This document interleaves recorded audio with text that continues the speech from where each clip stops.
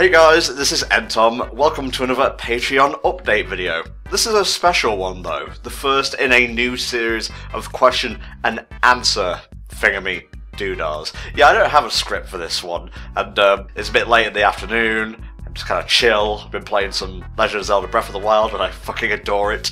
And yeah, I'm kind of itching to get back to it, so let's get on with this. And yeah, let me just explain how this is going to work. Basically, if you pledge $10 or more on Patreon, you are able to basically ask a question in addition to everything else you get for pledging up to that amount, including getting videos early and like access to the HFC Patreon Discord server and so on. And providing you stay pledged, you can ask one question a month to be answered in videos like these. And got a few questions so far, not billions, but still early days, first Q&A video and all, so I'm going to get right on into it, and I guess I'll just intersperse some random gameplay footage from our playthroughs in between the question answering stuff. So here we go.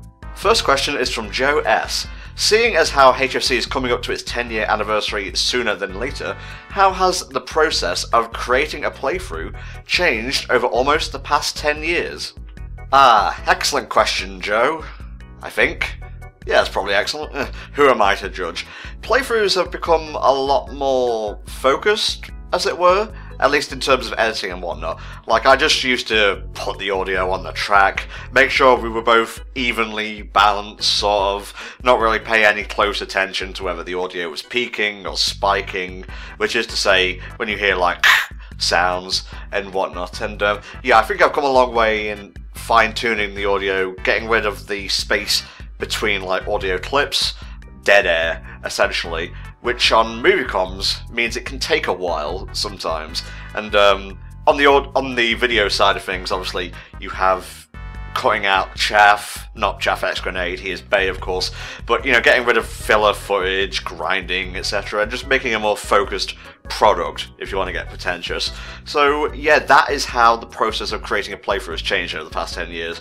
Obviously, now we choose people who would benefit that playthrough most. Say Richie for Okami, Flame for a Sonic video, Flame and Richie for a Sonic video. Sometimes it works out better than others. Like in 2D Sonic playthroughs, Richie is at a bit of a disadvantage because he obviously doesn't play 2D Sonic games, but we just got to get on anyway, so Flame and I try to pick up the slack in that regard. So yeah, without wanting to ramble any further, that is how the process of creating playthroughs has changed over the past 10 years or so. Thank you very much, Joe, for your question. Question 2, from Dave.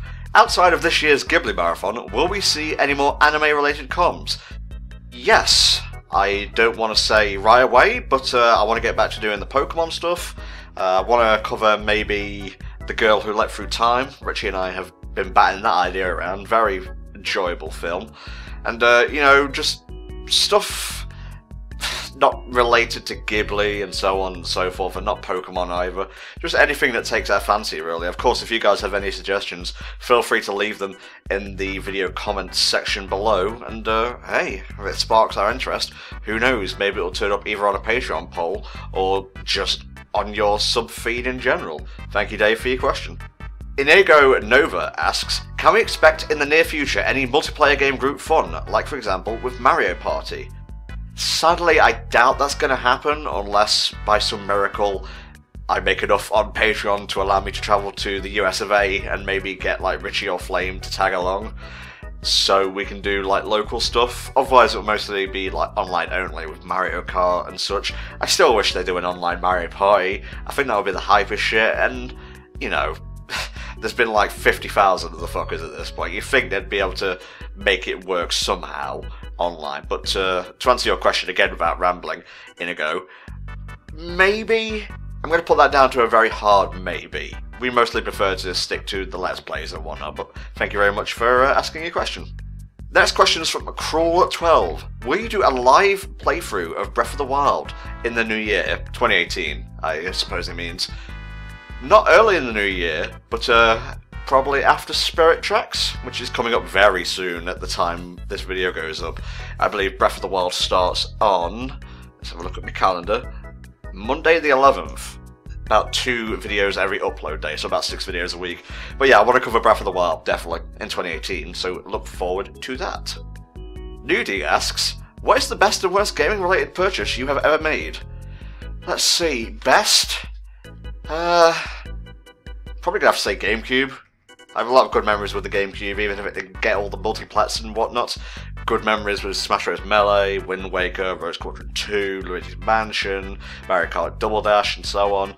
And all the interconnectivity stuff with the Game Boy Advance and so on was just really, really enjoyable. Worst gaming related purchase would have to be Rodea the Sky Soldier for the 3DS.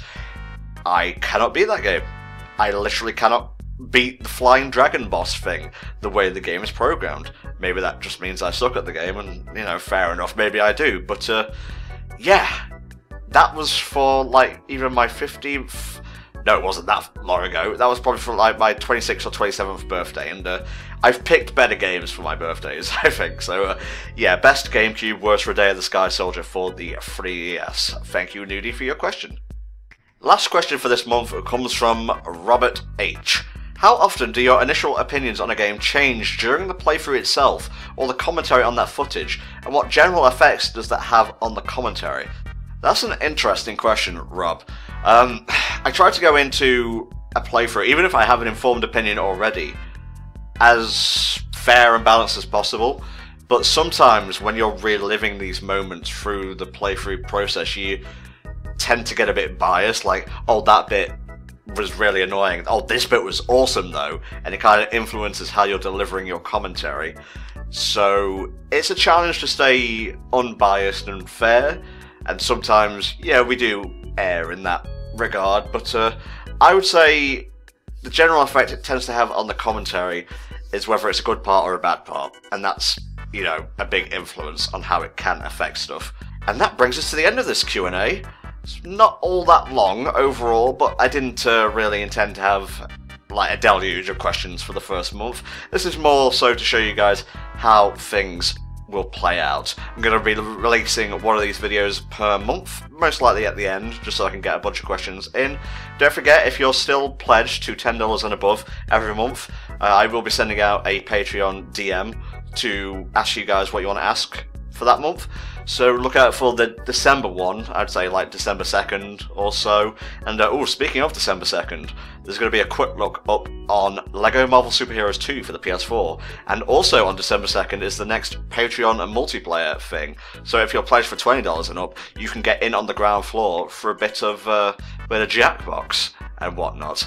Maybe not all the games, but yeah, we'll see. Yeah, it's going to be a little something something. And I am rambling now, and I would like to get to editing this, so I'm going to sign off. Thank you guys so much for pledging and helping to keep HFC going. The Patreon's been a great success so far, but we'd really like to push it even further beyond #+ultra, etc. So if you want to help us out, even $1 a month, one single $1 do, can get you into the HFC Patreon Discord server. $5 can get you videos as soon as they're done, instead of when they're scheduled, and so on and so forth. And the top tiers can get you your own quick looks and TV comms. So take a look at the perks and whatnot when you get onto the site. Thanks for listening, guys. See you next time, next month even, for another HFC Patreon Q&A video. Bye for now.